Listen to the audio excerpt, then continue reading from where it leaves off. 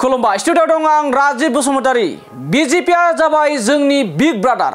थामहिनबा बीजेपी दोलोआ इउपिपिएल दोलोनि बिग ब्रादार।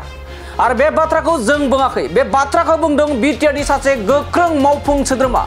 अराय समबो बेरेखा दोलोनि सायाव बाथ्रा बुंनाय, अराय सम खुगा बेखेवनानै बाथ्रा बुंनाय, गोख्रों बाथ्राजों फिनजाथाय होनाय, गोख्रों बाथ्राजों खेंफोरथि होग्रा सासे गोख्रों मावफुं सोद्रोमा, बिटिआरनि मावफुं सोद्रोमा राकेश ब्रह्म बिथाङा बे बाथ्राखौ बुंदों। बीजेपी दोलोआ इउपिपिएल दोलोनि बिग ब्रादार, थामहिनबा गिदिर बिदा।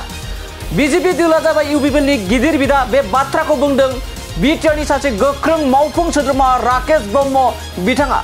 आरो बिथाङा फोरमायबावदोंदि एबा दाबि खालामबावदोंदि एबा खेंफोरथि होदोंदि फैबाय थानाय 2025सिम इउपिपिएल आरो बीजेपीआ जयैनो सरकार एबा जथायै सरकार खुंबाय थागोन। बेयाव जेबो बुंनांगौ बाथ्रा गैया। लोगोसे साननैसो सिगांनिफ्रायनो जोंनि बिटिआरआव माखासे राजखान्थिनि दैदेनगिरिफोरखौ खौसे जानानै खामानि मावनायनि जा बाथ्रा सोलिबाय थादोंमोन, बेखौ लानानैबो बाथ्रा बुंदों बिटिआरनि मावफुं सोद्रोमा राकेश ब्रह्म बिथाङा।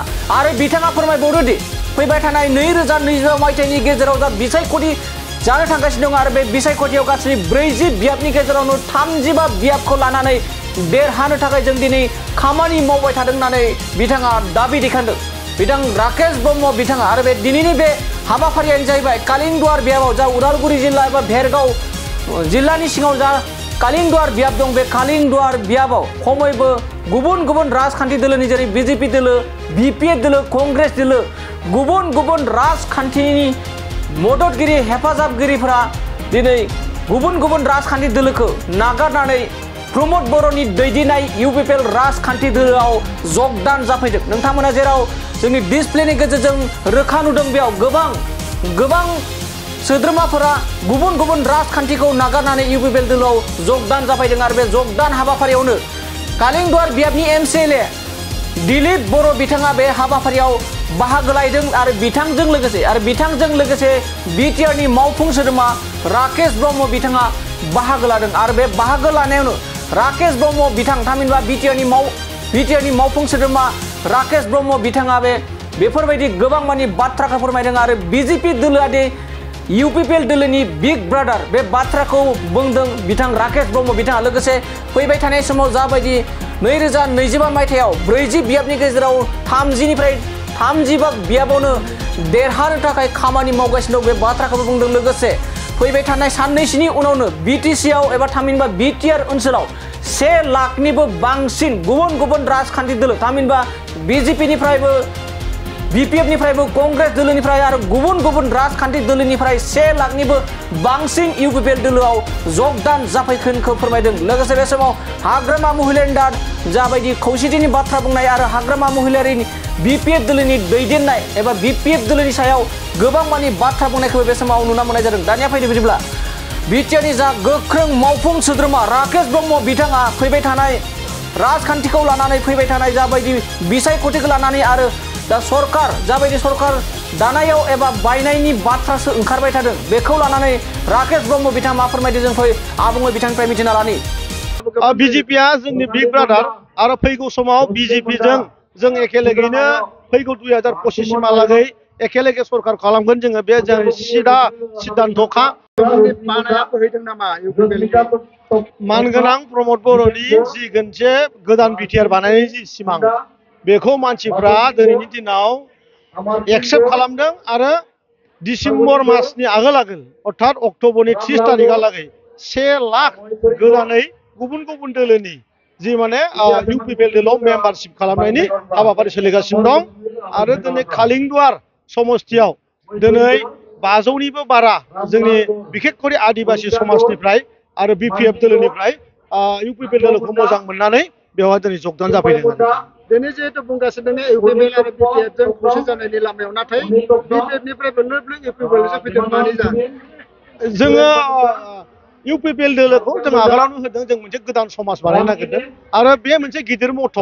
आरो बे मथ'आवनो बिटिआरनि रायजो राजा, बेवहाय बिखेककरि बर' समाजा जिहेतु नुबाय जे माने प्रमद बर' दैदेननाय जि इउपिपिएल सरकार, बेयो रियेलि रायजोनि थाखाय दा बेवहाय खुनु दाङाबाजि बेवहाय खुनु माने जाख्ल'नाय बेफोरबायदि जेबो माने परिस्थिति गैया बा बिदि मोनसे समय फैयाखै बेखौ गोबां मानसियानो रियेलाइज खालामदों आरो बेनो मेन बाथ्रा जे फैगौ जे 2025 सननि जे जोंहा बिटिसि इलेक्सन बेवहाय खमैयाव 35टा सिट लानायनि थांखिजों जों खामानिखौ मावगासिनो दं आरो जिहेतु इउपिपिएल बाबो आरो बिपिएफबो गेलेगोन बे समावहाय ज' जायोब्ला सिट शेयारिंनि खोथा फैगोन बे खोथाखौ जोङो बुंनो हानाय नङा उननि खामानिया उननि आरो उनाव जि जागोन जों बेखौ नुगोन खिन्थु दानि समाव जिहेतु जोंहा जोंनि स्टेन्डखौ लाखिनांगौ आरो जों गोजायैबाबो खमैयाव 30टानि सिटनि 35टानिबो बारा भट लानांगोन बे थांखिजों जों खामानि मावदों आरो सासे बर'नि गेरेमसा बर'आ दिनै जेबो खामानि मावनो हाया बे रायजो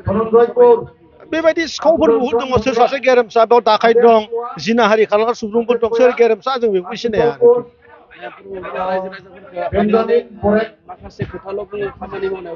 बेखायनो दं सोर गेरेमसा आं बेखौ सिनाया खिन्थु प्रमद बर'खौ गाज्रि जायफोर बिथांमोना बुङो बिसोर आसलथे गावसोरनो जिनाहारि खालामग्रा सुबुं जागोन आं बिदि आन्दाज खालामो आरोखि बिजेपिनि स्टेडियाम माबोरै दं नोंथांमोननि नोजोराव बिजेपिनि जिथु स्टेडियाम बिथांमोनाबो बिजेपिया जोंनि बिग ब्रादार आरो फैगौ समाव बिजेपिजों जों एखेलेगैनो फैगौ 2025 सिमहालागै एखेलेगे सरकार खालामगोन जोङो बे जों सिदा सिद्धान्तखा आरो बिजेपियाबो गावनि एक्सारसाइसखौ खालामगोन जेसे हागौ एसे बिथांमोनाबो गावसिनि दोलोखौ फेदेरनो सेस्था खालामगोन बेवहाय जोंहा जेबो बुंनांगौ गैया जोंना मथे जे 2025 सनाव 30बानिबो बारा सिट भेरगावनि गासिबो सिट उदालगुरिनि गासिबो सिट बाक्सानि गासिबो सिट क'क्राझारनि गासिबो सिटखौ लानायनि सिमांजों 1 लाख गोदान माने गुबुन दोलोनिफ्राय जों जयिं कार्यक्रमखौ बिफर नभेम्बर जों मावजोबगोन आरोखि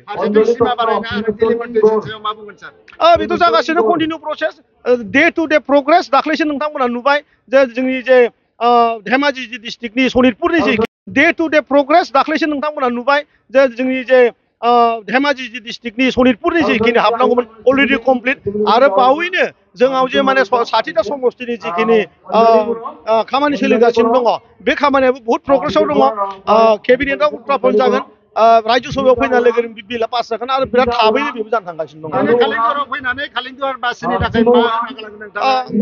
खालिंदुवार हिसाबै जेबो बिराद माने बुंनांगौ गैया बेवहाय जोंनि रायजो राजाया जोबोद समायना आरो बेवहाय बर' रायजोआ फुरा एक दङ फैगौ दिनाव जोंनि जाथिखौ बोरै स्टेन्ड खालामगोन बिटिआरआव बिएसिनिफ्राय बिटिआरसिम फैनायाव जि गोलाव मोनसे माने जार्नि बेवहाय जोंनि बर' जाथिया बेसेबां गोहोम दङ बे भेरगाव ओनसोलनि गासैबो बर' रायजोनि थैयाव दङ गतिके सान्थिखौ नागारनानैनो दिनै जोङो बिटिआर सुक्ति जादों आं मिथिगौ भेरगावनि जेसेबां बर'फोर दङ बेयो बिटिआरनि सुक्तिजोंनो दङ आरो प्रमद बर'जोंनो दङ आरो इउपिपिएलजोंनो दङ आरो आं बेवहाय मेसेज होलांगोन जे फैगौ दिनाव आङो कालिंगुवाराव बार फैगोन आरो गासिबो बेबायदि खोथाजों लोगोसे न'खर आसनि होनायनि खोथाखौ आंहा बुंफैगोन आरो